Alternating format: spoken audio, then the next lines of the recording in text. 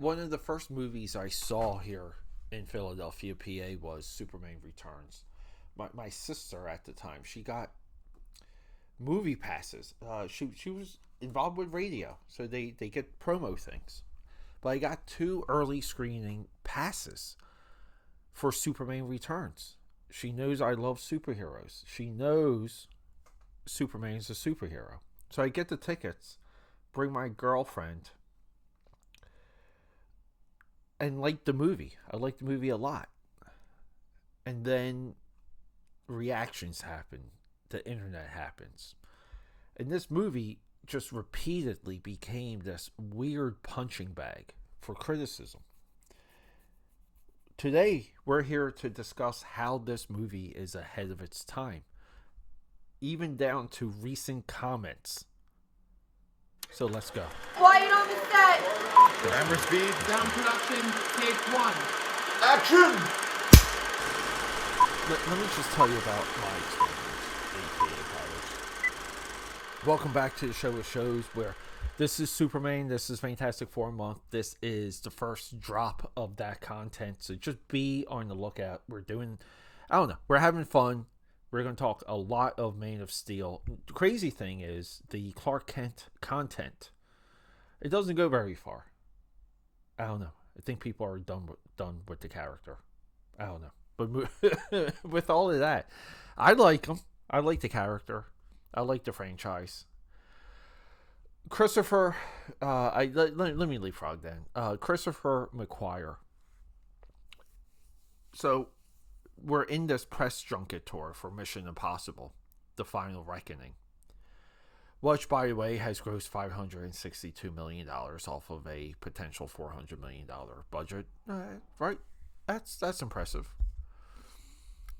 $500 million movie. So he's sitting down and he's talking with a couple of reporters or journalists.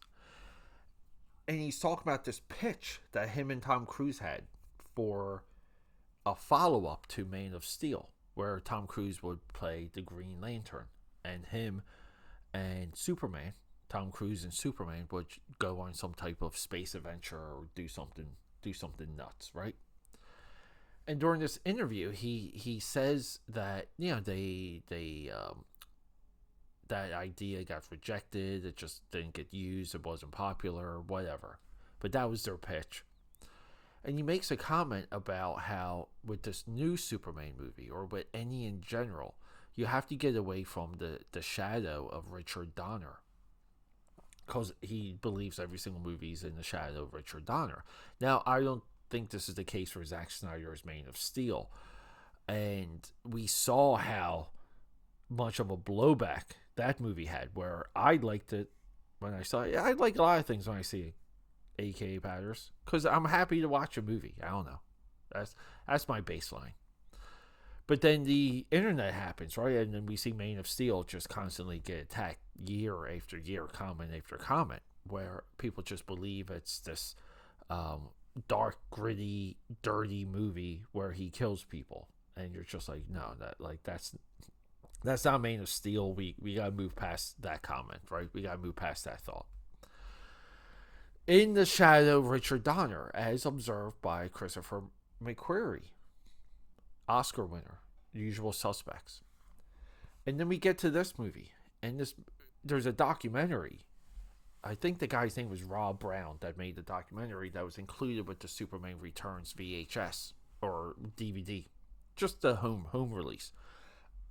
And we see in this documentary, we see our director, Bryan Singer, who is currently canceled in Hollywood. I don't know how serious those allegations are. I never looked into them, never really cared. So Bryan Singer, in this documentary, describes the beginning of the movie, which is essentially the Richard Donner Superman 1977 opening. We have a promo tour now. We have visuals. We have a soundtrack to this new movie. The promo poster, the streaking lights or the streaking glow of the Superman logo and some of this imagery that they're repeating in the advertising is all indicative of the original movie. McQuarrie, that's a bold observation, and it's bold for him to say it, because I feel like maybe him and Team Cruise got derailed by James Gunn and his positioning for everything DC Studios. So maybe there's some bad blood there. I don't know. I guess I don't care about that either. So we know Bryan Singer, he set out to continue the original Christopher Reeve movies. And he does something, and we see something for the first time here. He does a third movie. So we can watch the order: Superman 1, Superman 2, Superman Returns. And in Superman Returns, we get a couple things that break form. Clark Kent, Soupy Soup, has left Earth for quite some time. He got duped, he got tricked into believing excuse me, that there were traces of Krypton. So he journeys into space to see if there's any survivors of Krypton. And he comes back, and Lois has moved on, and she has a kid. And then Lex Luthor is back up to his, as the internet likes to dumb down, his real estate scandal, right? Lex Luthor is always after real estate in the Superman movies. Keep in mind, like, that whole idea that got washed out with Smallville, because we saw a fully developed Lex. Heck, it gets washed out with the Superboy TV show, which we'll be talking about. We'll discuss both of those. But that day in Philly, I remember watching this movie for the first time and just being in awe with that helicopter Gatling gun scene when he saves Parker Posey from crashing her car, the nod to Action Comics #1. And I'm talking to you guys about the geek stuff. I love the idea that he had to lift a continent of kryptonite out of Earth into space. Parker Posey turning good, helping him. We saw that with Miss Tessmacher. The nods to the world and the universe of this. Now, a part of some of this too is Lex Luthor's backstory that we get between the movies, right? Because we want to say this is Superman 3. So between 2 and Returns, Lex Luthor beds a rich heiress and swindles her out of her money for him to continue his criminal empire. We have all these continuations. We have a solid Jimmy Olsen. We have a fantastic Kate Bosworth as Lois Lane. James Marsden helping, he's a pilot. He helps Superman need some help at the end. So we get all these things. Superman saving the shuttle from crashing into a baseball arena. Whenever Superman is introduced in anything, he needs to be introduced by saving something that's falling. This goes to the 1986 John Byrne Man of Steel miniseries that recanonized and popularized the character for a generation of comic book readers. It was really 1986, guys. I know a lot of you guys want to go back to the original stuff, but for people that read the gospel, it started in 86. And this trope is repeated. It's repeated time and time again in all of these Superman movies, and it's appropriate. Now, we get like shades of it in Zack Snyder's Man of Steel, but Man of Steel will be ahead of its time down the road as this movie is. So I my issues with this movie always were Lex Luthor, what he does between the movies, not really on character. Like Lex Luthor banging an old lady to swindle her out of her money. Okay. Superman has a kid, so Lois Lane has a super kid in this movie that we see at the end with this piano sequence on Lex Luthor's yacht.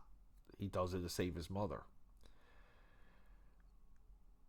We were to believe it's James Marsden's kid at first, but it's Superman. So some of the banging that does happen in Superman 2, right, produces a child. Now the comic book may just say like, that's totally off character. It's kind of lazy and weird. That was an element that kept this movie away from rolling into one of the comic book greats. But then within the comics, they have done and they have butchered and they have bastardized the character so much that he has children now, and Lois has dated other people, and they've been kind of divorced but kind of not. So they all of these things that were shocking in Superman Returns at one time, well, if you were to read the comic books now and watch this movie, you would just say, oh, that's fine. Like, that's a new Jonathan Kent. He has a kid. Okay, he has a kid in the comics. It's not so much of a jagged pill to swallow, but at the time, the commentary was that this was, and I'm not speaking of the time. I'm speaking of the decades of the internet dogpiling this movie. Because, that's where all our great, horrible commentary comes from. But the amazing point, though, is that these people were right then. They were right to criticize this movie from being too close to Richard Donner. They were right to criticizing this movie that the kid didn't quite fit. They were right to criticize that he doesn't quite do Superman things. He needs someone to fight, and we're dealing with the same plot that we got in an earlier movie, right? Like, all of these things. We want to say Zack Snyder's Man of Steel is a absolute complete rebuttal to this movie, which is why I like Man of Steel so much. But I think now, if this movie came out, if, for example, this was the upcoming Superman movie, and this is what it was, I think people would be satisfied. Now, I don't know, I can't predict, it's hard to predict what the box office would be. But it would be a satisfactory movie. I think a lot of these plot evolutions from the previous films would just be fine. But for me, I always thought this was a great movie, but it had elements that just bugged me. But I would always rewatch it. I would rewatch that documentary that came with the DVD. And I do feel like this movie is ahead of its time. Now, Bryan Singer sacrificed a lot. He sacrificed the X-Men franchise, essentially. He was able to get back into it, but, Fox had moved on from him after this. Bryan Singer could have done a X-Men trilogy for the ages. Could have done a lot. Could have really swung for the fences, and he was so inspired at the opportunity to do this that he left the X-Men for DC. He left Marvel for DC, and in a way, like maybe made the wrong choice, because I think that the clear path for him was X-Men 3. All right, AKAPADers, some insight into where I was at the time. I enjoy this movie now. I watch it. I put it on often.